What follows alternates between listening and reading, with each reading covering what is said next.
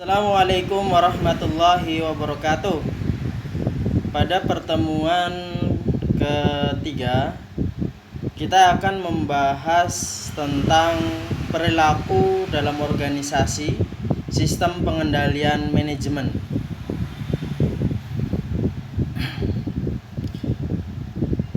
Tujuan utama dari sistem pengendalian manajemen adalah memastikan sejauh mungkin tingkat keselarasan tujuan atau goal congruence yang tinggi dalam proses yang sejajar dengan kepentingan pribadi mereka sendiri yang sekaligus juga merupakan kepentingan perusahaan.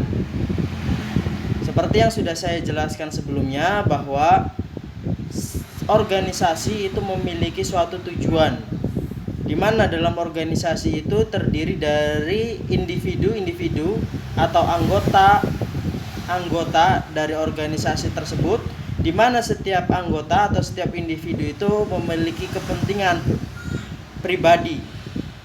Nah, untuk itu sebagai suatu organisasi atau perusahaan perlu melakukan suatu keselarasan tujuan. Jadi menyamakan persepsi, menyamakan tujuan antara tujuan pribadi dan tujuan perusahaan, bagaimana keduanya itu bisa dicapai secara bersama-sama dengan tidak merugikan organisasi.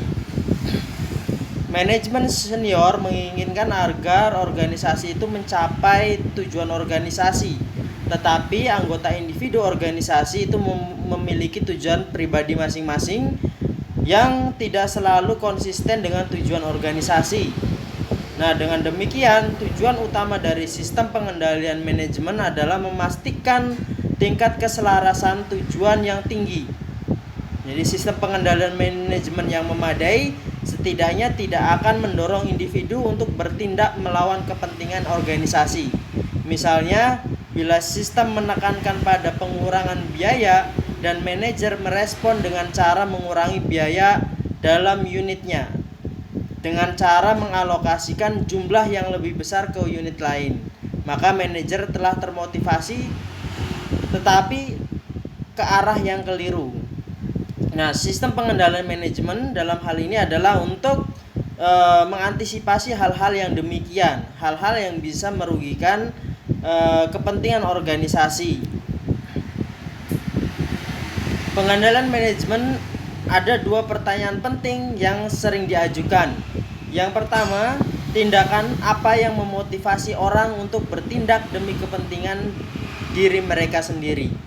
Nah, ini perlu diketahui jawabannya oleh pihak manajer, ya, supaya indikasi-indikasi yang dapat memotivasi mereka mementingkan diri mereka sendiri itu bisa diantisipasi, ya, bisa dikontrol, bisa dikendalikan, agar tidak merugikan kepentingan organisasi. Kemudian apakah tindakan-tindakan ini sesuai dengan kepentingan organisasi tersebut, ya.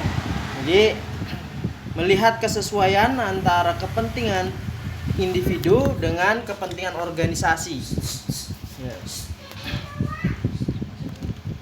Faktor-faktor informal yang mempengaruhi keselarasan tujuan, baik sistem formal maupun proses informal, mempengaruhi perilaku manusia dalam organisasi perusahaan. Konsekuensinya, kedua hal tersebut akan berpengaruh pada tingkat pencapaian keselarasan tujuan. Namun hal yang juga untuk diperhatikan oleh para perancang sistem pengendalian formal adalah aspek-aspek yang berkaitan dengan proses informal seperti etos kerja, gaya manajemen, dan budaya yang melingkupi. Karena untuk menjalankan strategi organisasi secara efektif, mekanisme formal harus berjalan seiring dengan mekanisme informal. Oleh karena itu, sebelum sistem formal didiskusikan, akan diuraikan faktor-faktor informal baik yang bersifat internal maupun eksternal yang memainkan peranan kunci dalam rangka meraih keselarasan dengan tujuan perusahaan. Faktor-faktor eksternal adalah norma-norma mengenai perilaku yang diharapkan dalam masyarakat. di mana organisasi menjadi bagiannya. Norma-norma ini mencakup sikap yang secara kolektif sering juga disebut etos kerja, yang diwujudkan melalui loyalitas pegawai terhadap organisasi, keuletan, semangat, dan kebanggaan yang dimiliki oleh pegawai dalam menjalankan tugas secara tepat waktu. Beberapa sikap di atas bersifat lokal, yaitu spesifik untuk kota atau wilayah di mana organisasi beroperasi. Jadi, faktor-faktor ini sangat berpengaruh kepada perusahaan, ya, di mana etos kerja atau norma-norma yang berlaku di satu wilayah dan wilayah yang lainnya itu biasanya memiliki perbedaan. Hal ini yang perlu diperhatikan oleh pihak manajer, ya, dalam menyusun sistem pengendalian, ya, karena perbedaan budaya, perbedaan etos kerja, perbedaan nilai-nilai organisasi di suatu wilayah di mana organisasi itu berdiri, maka bagaimana budaya itu bisa membantu organisasi untuk mencapai kepentingan dari organisasi itu sendiri, ya. Jadi hal-hal yang perlu dipertimbangkan adalah budaya di sekitarnya, nilai-nilai lokal, kearifan lokal yang berlaku di suatu wilayah di mana organisasi itu berdiri, di mana perusahaan itu berdiri, karena hal itu akan mempengaruhi etos kerja perusahaan juga. Kemudian faktor internal seperti budaya. Faktor internal yang terpenting adalah budaya di dalam organisasi itu sendiri, yang meliputi keyakinan bersama, nilai-nilai hidup yang dianut, norma-norma perilaku, serta asumsi-asumsi yang implisit diterima dan secara eksplisit dimanifestasikan di seluruh jajaran organisasi. Norma-norma budaya sangatlah penting karena hal tersebut bisa menjelaskan mengapa dua perusahaan dengan sistem pengendalian manajemen formal yang sama bervariasi dalam hal pengendalian aktual. Nah, ini adalah bagaimana cara sebuah organisasi membentuk suatu budaya organisasinya, ya, dengan menerapkan nilai-nilai, norma-norma yang dianut, ya, yang bisa diterapkan kepada seluruh jajaran organisasi tersebut, ya. Nah, biasanya budaya ini sangat dipengaruhi oleh bagaimana karakter kepemimpinan, ya, karakter pemimpinnya. Jadi para top manajemennya, di mana pemimpin itu mencerminkan budaya seluruh anggotanya. Nah, untuk itu seorang manajer dia harus bisa mempengaruhi anggotanya untuk menjalankan strategi-strategi atau yang telah ditetapkan perusahaan untuk menerapkan nilai-nilai hidup yang dianut, kemudian norma-norma perilaku serta asumsi-asumsi yang diterima secara implisit maupun eksplisit yang bisa dimanifestasikan kepada seluruh jajaran organisasi supaya mereka bisa menerapkan nilai-nilai tersebut dalam aktivitas berorganisasi. Kemudian gaya manajemen. Nah, ini seperti yang saya nyatakan tadi, ya. Faktor internal yang barangkali memiliki dampak yang paling kuat terhadap pengendalian manajemen adalah gaya manajemen. Biasanya sikap-sikap bawahan itu mencerminkan apa yang mereka anggap sebagai sikap atasan mereka, dan sikap para atasan itu adalah pada akhirnya berpijak pada yang menjadi sikap CEO atau, ya, sehingga para manajer di sini memiliki kualitas dan gaya manajemen yang beragam. Nah, jadi memang suatu organisasi itu sangat dicerminkan kepada kepemimpinan, ya. Nah, jadi keteladanan dari para pemimpinnya, ya. Jadi organisasi itu adalah istilahnya kalau kita ingin melihat budaya dalam organisasi itu, maka kita cukup melihat bagaimana gaya kepemimpinan dalam organisasi tersebut, ya. Jadi organisasi itu tergantung bagaimana pemimpinnya, bagaimana karisma pemimpinnya, ramah tamahnya, sopan santunnya, kedisiplinannya, ya. Apakah dia orang yang istilahnya pekerja keras, apakah dia orangnya yang santai, ya kan? Nah, ini tergantung pada gaya manajemen dari setiap pemimpin organisasi tersebut. Kemudian organisasi informal. Garis-garis dalam bagan organisasi menggambarkan hubungan formal, yaitu pemegang otoritas resmi dan bertanggung jawab dari setiap manajer. Jadi dalam organisasi itu ada struktur organisasi, ya, di mana dalam setiap segmen organisasi tersebut satu dengan yang lainnya saling berhubungan, ya, saling berhubungan secara formal.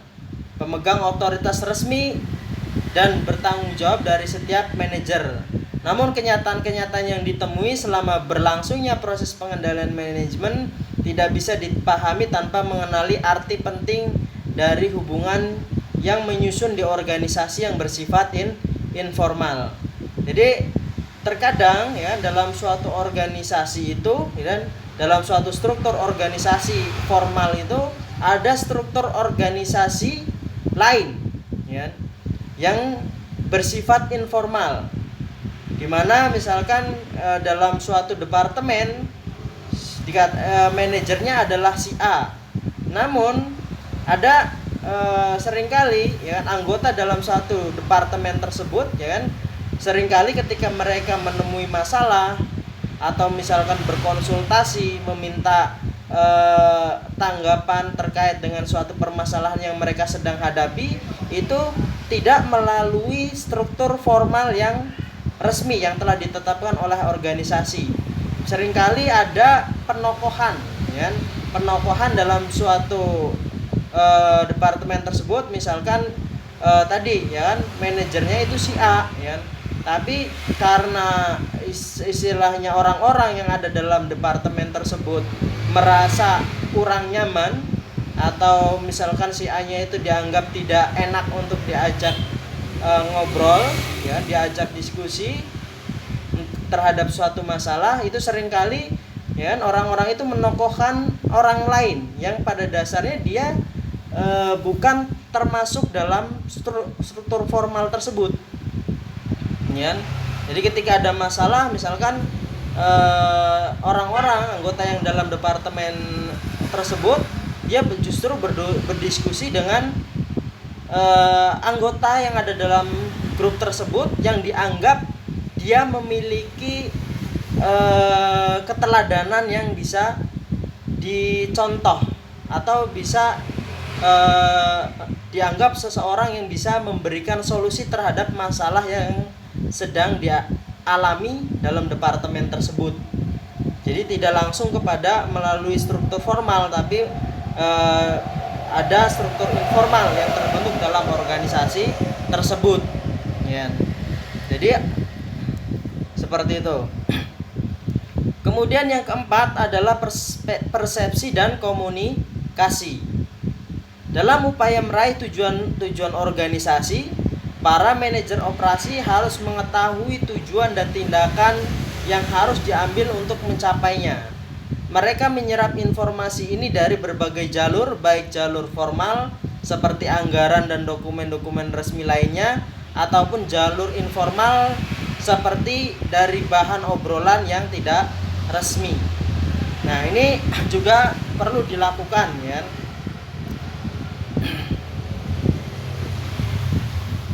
Jadi menjalin komunikasi secara formal maupun informal, karena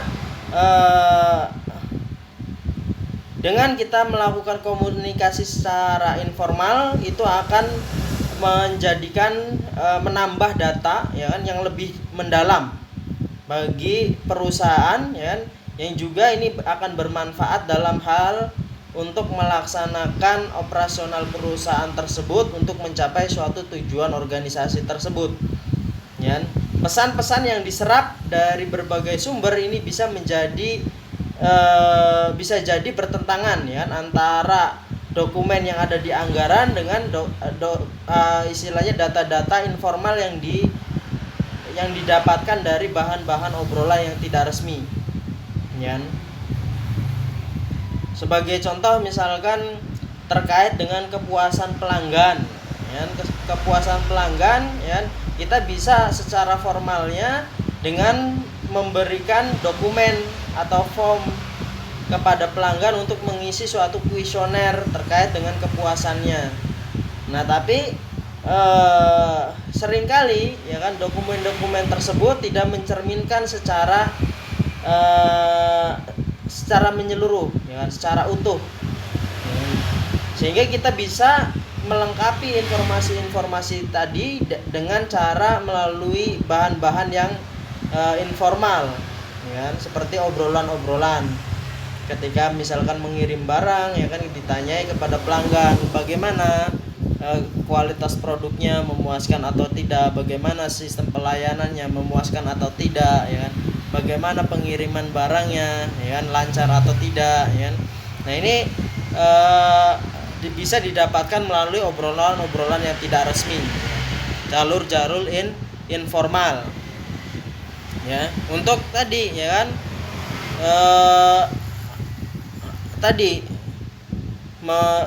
mengurangi terjadinya pertentangan satu sama lain, ya kan? Jadi komunikasi perlu dibangun untuk menyamakan persepsi.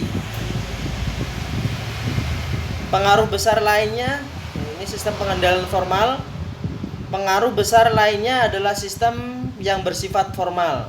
Sistem ini bisa kita klasifikasikan dalam dua jenis. Yang pertama, sistem pengendalian manajemen itu sendiri, dan yang kedua, aturan-aturan. Aturan-aturan, kita menggunakan istilah aturan-aturan sebagai seperangkat tulisan yang memuat semua jenis instruksi dan pengendalian, termasuk di dalamnya adalah instruksi-instruksi jabatan, pembagian kerja, prosedur, standar operasi, panduan-panduan, dan tuntunan-tuntunan etis, ya, kode etik. Ya. Beberapa jenis aturan bisa dilihat di bawah ini. Yang pertama adalah tentang pengendalian fisik, ya, penjaga keamanan, kemudian gudang-gudang yang terkunci, kemudian ada ruang besi, ada password komputer, televisi pengawas, dan pengendalian fisik yang lainnya yang merupakan bagian dari struktur pengendalian, ya. Jadi misalkan suatu ruangan hanya boleh dimasuki oleh orang-orang tertentu, ya kan. Itu juga termasuk bagian dari sistem pengendalian yang termasuk dalam pengendalian fisik, ya. Kemudian ada manual, ya, ada banyak pertimbangan untuk memutuskan aturan-aturan mana yang harus dituliskan ke dalam panduan, mana yang mesti diklasifikasikan sebagai pedoman, seberapa banyak toleransi yang diperbolehkan, dan beberapa pertimbangan lainnya. Manual dalam organisasi birokratis jauh lebih rinci dibandingkan dengan aturan organisasi lain. Organisasi besar memiliki panduan dan aturan yang lebih banyak dibandingkan dengan organisasi-organisasi lain yang lebih kecil. Organisasi yang tersentralisasi memiliki banyak aturan dibandingkan dengan organisasi yang terdesentralisasi. Dan yang terakhir, organisasi memiliki unit-unit yang tersebar secara geografis seperti jaringan restoran cepat saji, mempunyai lebih banyak aturan dibandingkan dengan organisasi yang terpusat secara geografis. Ini manual, ya. Kemudian pengamanan sistem. Berbagai pengamanan sistem dirancang ke dalam sistem pemrosesan informasi untuk menjamin agar informasi yang mengalir melalui sistem itu akan bersifat akurat dan untuk mencegah kecurangan. Hal ini meliputi pemeriksaan silang secara terinci, ya, pemeriksaan silang, ya, biasanya ini dengan adanya pengendalian tugas, ya, kemudian pemumbuhan tanda tangan dan bukti-bukti lainnya bahwa sebuah transaksi telah dijalankan, ya. Melakukan pemilihan, menghitung uang yang ada di aktiva-aktiva yang mudah dibawa sesering mungkin, serta sejumlah prosedur lain Hal tersebut juga mencakup pengecekan sistem yang dilakukan oleh auditor internal dan auditor eksternal. Ya. Pengamanan sistem. Kemudian sistem pengendalian tugas tadi pecahan dari pengamanan sistem ya. Pengendalian tugas didefinisikan sebagai proses untuk menjamin bahwa tugas-tugas tertentu dijalankan secara efektif dan efisien. Dan kebanyakan dari tugas-tugas itu dikendalikan melalui peraturan-peraturan. Jika sebuah tugas dijalankan menggunakan mesin otomatis, maka sistem otomatis itu sendiri yang akan menyediakan sistem pengendaliannya. Tapi kalau misalkan dikerjakan oleh orang, maka perlu ada sistem pengendalian khusus.